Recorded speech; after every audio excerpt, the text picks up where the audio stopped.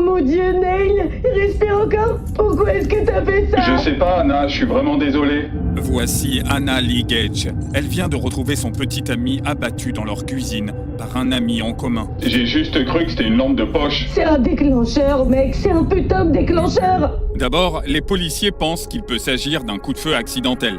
Mais à mesure que les enquêteurs creusent plus profondément, ils vont découvrir un triangle amoureux complexe, où chaque personne cache un sombre secret. Le timide, un enfant calme qui va devenir maléfique. Je comprends pas si c'était parce qu'il était comme en colère.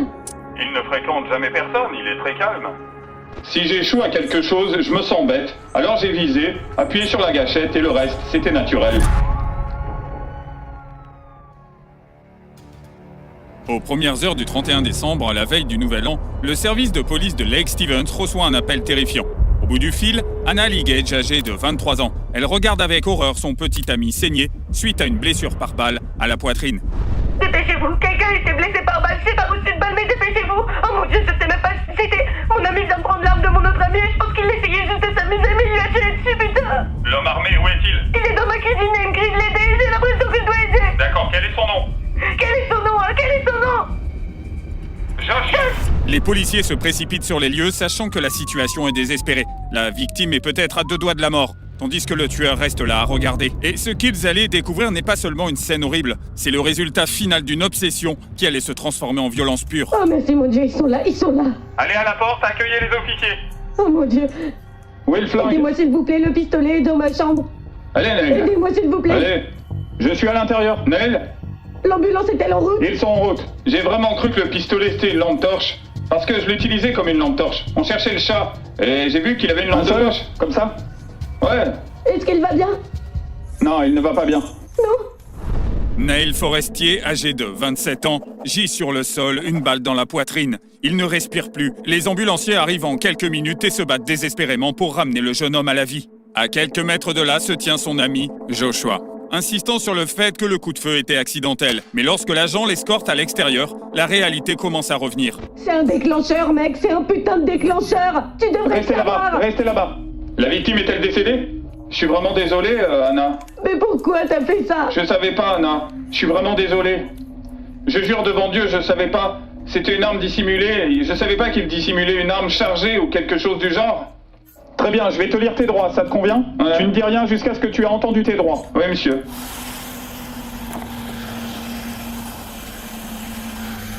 Faut que j'aille au boulot, là, bientôt, dans quelques heures. Je sais, mon pote. Tout ce que Joshua peut dire, c'est « je suis désolé ». Mais ce qui surprend immédiatement l'agent, c'est qu'il n'a même pas l'air contrarié. Tout ce qui l'inquiète, c'est qu'il travaille bientôt. Et il ne semble pas particulièrement ivre non plus. Ce qui amène les policiers à soupçonner qu'il cache quelque chose de bien plus sombre. Joshua insistait sur le fait qu'il s'agissait d'un accident depuis le début. L'agent se tourne vers le seul témoin, Anna. Mais ce que Anna va révéler aux officiers va démanteler les affirmations de Joshua, montrant clairement qu'il ne s'agit pas d'un simple accident entre amis. Joshua était en réalité un vrai harceleur, et elle le connaissait à peine. Je vais t'emmener jusqu'à la voiture et t'aider à démarrer la rédaction d'une déclaration. Non, je vais juste fermer la Ok. porte. Pas de souci, pas de souci. J'ai un chat, donc je veux tout simplement pas qu'il s'échappe. Ok, Josh, c'est bien son nom, Josh? Je sais pas, je lui ai posé la question au téléphone, il m'a dit que c'était Josh. Je le connais, mais pas si bien que ça. En On quelque s'est sorte. croisés au bar 2 ou 3 fois, c'est tout. D'accord. Et il a simplement demandé s'il pouvait venir chez moi pour qu'il puisse dégriser pendant 1 heure. Et ensuite, il allait rentrer chez Tu lui as et dit j'ai qu'il est dit venu en oui, bien sûr, voiture? ça me va. Neil a sorti un pistolet de sa ceinture pour que lui et Josh puissent boxer. Josh a commencé à genre jouer, tu vois ce que je veux dire? Ouais. Et puis il a dit on pourrait faire ça. On commencerait par 10% et on augmenterait progressivement. À l'insu d'Anna, Joshua était rongé par la jalousie. Il se percevait comme un inconnu, un raté en tout. Neil était un ancien combattant de la marine, un combattant MMA en pleine ascension et le petit ami de la femme qu'il désirait. C'est alors qu'Anna va exprimer ce que tout le monde pense, révélant à quel point l'excuse de Joshua est ridicule. Ce n'est pas un coup de feu accidentel. On dit parfois ça, par exemple, tu sais, avec notre flingue, on frappe. Et Ouais, tu non, n'as je l'ai jamais jamais vu vu prendre le frapper, pistolet pointer. ou pointer le gun. Je viens de l'entendre et je me dis, j'avais pas vraiment compris ce que c'était. Je viens de sentir un bourdonnement dans mon oreille. On aurait Ouais. presque dit que quelque chose avait ricoché. À quel point tu dirais qu'il s'est J'étais approché? si près, on était tous si proches. Ma cuisine Ok. est petite, c'est un petit appart. On était tous réunis dans cette petite cuisine. Neil t'a dit, il dit quelque chose, Non. il ne parlait pas, il a rien dit. Non, mais il est resté veillé un petit moment. Il s'est effondré, ses yeux se sont fermés. Et tout a basculé, tout a basculé. Et j'ai l'impression que depuis qu'on a bu, je suis restée... J'ai l'impression de pas pouvoir assimiler pleinement ce qui vient de se passer. Ouais, il n'a rien dit. Tu aurais pu le faire Je autrement? comprends pas s'il était en colère ou... Je comprends pas vraiment comment il a pu penser. Un pistolet, c'est juste une lampe torche. J'ai pas vu le pistolet. Il y a une lampe torche sur ce Je suis pistolet? presque sûre qu'il y a une lampe sur le pistolet, mais Ok. il faudrait appuyer sur la détente du pistolet pour le faire exploser. Anna a tout à fait raison. Un pistolet ne se déclenche pas tout seul. On ne peut pas non plus le confondre avec une lampe de poche. Ce qui signifie que la police a un acte bien plus délibéré qu'il ne l'avait initialement imaginé. À présent, Joshua arrive à la prison du comté de Snohomish, où il sera détenu pendant des heures pendant que la police rassemble les preuves. Pendant cette période, la culpabilité commence à ronger Joshua. Il sait que Neil ne méritait pas ce qui s'est passé. Et il devient terrifié à l'idée que la police ne croit pas à sa version des faits. C'est alors que les nouvelles dévastatrices reviennent au devant de la scène. Malgré tous les efforts des secouristes, Neil Forstier est décédé. Neil était un homme religieux avec un profond amour pour son pays. Il a servi dans la marine et a ensuite poursuivi une carrière dans la MMA. Neil aimait rendre les gens heureux. C'est pourquoi il a essayé de se lier d'amitié avec Joshua. Ce qui lui est arrivé n'est qu'encore plus tragique. Joshua était en détention et les détectives se lancent dans une course contre la montre pour rassembler chaque pièce du puzzle avant de l'interroger. Ils contactent la barmaid qui a servi les boissons au groupe quelques heures avant que la fusillade éclate. Elle connaît bien les trois habitués du bar et bizarrement, elle est plutôt du côté de Joshua. Donc normalement, tu vois qui ils sont. Ce que t'appelles les irréguliers. Est-ce qu'ils Ouais. viennent généralement ensemble? Ou bien ont-ils l'habitude de passer du temps ensemble? Je ne traîne pas trop vraiment avec n'importe qui. Il est plutôt très calme. Et honnêtement, je pense qu'il apprécie peu d'avoir quelque chose du genre, d'être derrière la personne. Je ne m'attendais vraiment pas à entendre ça. La barmaid est choquée d'apprendre ce que Joshua a fait, ce qui peut laisser supposer que finalement ce n'est peut-être qu'un accident tragique. Mais ce qu'elle s'apprête à révéler va laisser présager un motif beaucoup plus sombre pour Joshua. Cet enfant timide peut devenir maléfique en un clin d'œil. Le week-end dernier, il est effectivement allé passer du temps avec Anna. Elle est du genre très sociable. Comme ça. Sortant? Elle était comme ça. Tu la qualifierais peut-être de coquette? Elle est aguicheuse. D'accord. Elle est, ouais. La nuit où cela s'est produit, elle a commencé à danser avec lui. Et je vois bien cela. Danser avec Josh ou danser avec Neil? Danser avec Josh. Oui, comme un contact physique direct, genre corps à corps en quelque sorte. Ouais, mais personne ne semblait contrarié. Neil T'as n'avait vu pas l'air Anna en en train de colère. se bécoter avec Josh tout court ou juste pour danser? J'ai pas vu ça, mais cela m'aurait surpris. D'accord. Et t'as déjà entendu Josh exprimer tout type de ressentiment envers quelqu'un dans le bar ou Anna tout court? Ouais, non, genre, il fixe beaucoup du regard, mais ça a pas l'air genre flippant. Il est juste observateur et Ok. calme. Il savait parler aux gens, mais non. Neil est vraiment quelqu'un de très gentil. Et Josh est vraiment adorable lui aussi. Ouais.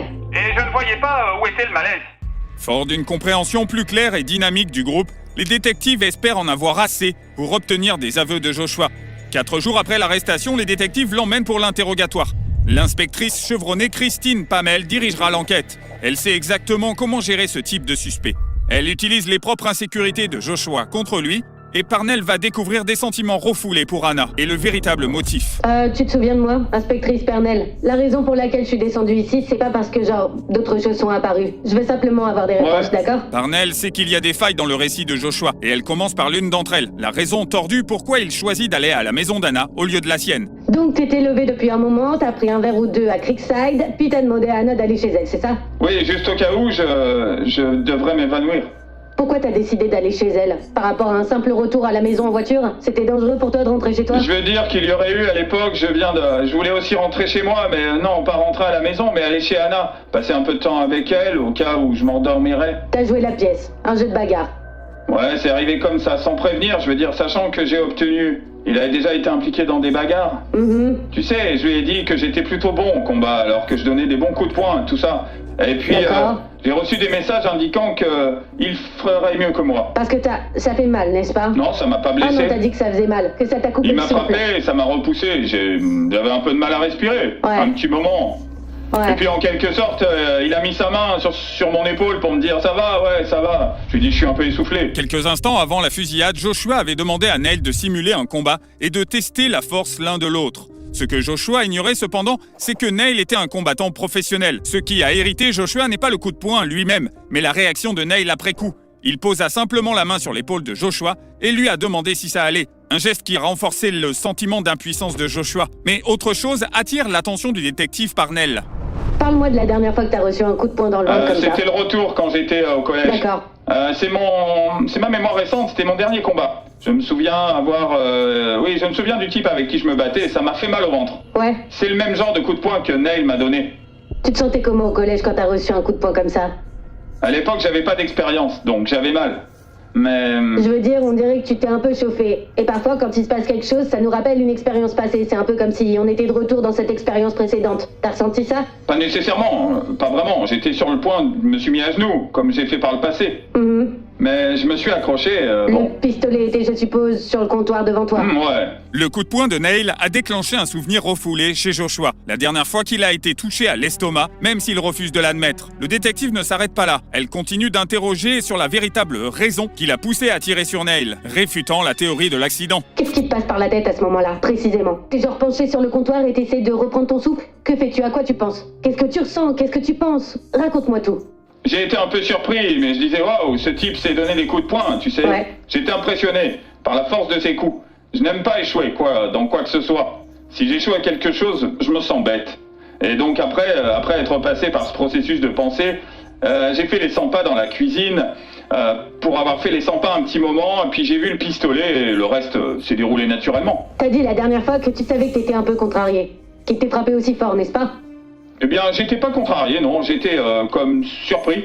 J'ai baissé les yeux vers le plan de travail et j'ai vu le pistolet. Et du coup, j'étais curieux de savoir comment ça marchait avec la partie lampe torche. Mais le pistolet s'est mis en route et je pensais que le canon, c'était une lampe torche. Ton objectif, c'était d'appuyer sur la détente et tirer un coup de feu, d'accord? Parce que tu venais de recevoir un autre coup de poing. Par ce type qui couche avec une fille, avec qui t'avais envie de coucher. Si on est honnête, c'est ça, n'est-ce pas? Alors j'ai visé et j'ai appuyé sur la détente. Et ce qui s'est passé après m'a vraiment choqué. Neil était tout ce que Joshua n'était pas. La réussite, la confiance, apprécier des autres et se faire battre a réveillé chez lui le sentiment d'infériorité. Tout cela est évident pour la détective Parnell. Mais pas pour Joshua. Il veut encore faire croire que ce n'est rien d'autre qu'un accident. Mais regardez de plus près Joshua. Sa réaction à la fusillade semble-t-elle authentique ou simplement théâtrale? Neil est touché, tombe au sol et tu... Je sais que t'es allé prendre une serviette pour essayer d'arrêter le saignement et tout ça. Mais enfin, à quoi tu penses? Qu'est-ce que tu ressens? Je me sentais comme un parfait idiot. Pour des raisons totalement aléatoires, ramasser un pistolet, je ne savais pas. Et que faire concrètement? Genre, je me suis senti bête. J'avais envie de pleurer, tu vois, rien qu'en la voyant pleurer. Vous savez, ce qui se faisait... Enfin, ça me donnait l'impression d'être encore plus un vraiment mauvais ami. Et je me suis dit, pourquoi j'ai fait cette bêtise? Joshua a dit qu'il se sentait coupable, mais la détective n'est pas convaincue. Il a toujours voulu que les gens l'aiment, et il pourrait bien s'agir d'une tentative de gagner la sympathie de Parnell. Elle comprend immédiatement et prévoit d'utiliser cela à son avantage. À l'insu de Joshua, la police a confisqué son sac, et ce qu'ils ont découvert à l'intérieur est plutôt, vraiment, troublant. Parle-moi de ton sac à dos, tu portais quoi? Je garde genre des outils comme des tournevis plats et d'autres trucs parce que j'aime bien tout démonter, tu vois, les vieux appareils électroniques mis au rebut et les collectes de ferraille, j'adore. Gagner de l'argent avec la ferraille, j'aime. Parle-moi du reste. C'était là? Comme quoi? Ce qu'il y avait dans ton sac. J'aurais pensé Alors la même parle-moi chose. du reste. C'est là-dedans mais tu veux pas en parler. On est à un point où j'ai l'impression qu'on doit être honnête ensemble. Ouais. Et je pense avoir déjà démontré qu'il est difficile de me mentir. On m'a beaucoup menti, je suis donc très douée pour savoir quand on me ment. Et tu vas rien me dire par rapport à cette pièce. Pour que tu me mettes pas mal à l'aise, tu vas pas me forcer. Tu veux pas te mettre mal à l'aise non plus, ni penser du mal de toi, mais t'inquiète pas, moi je fais ça tout le temps.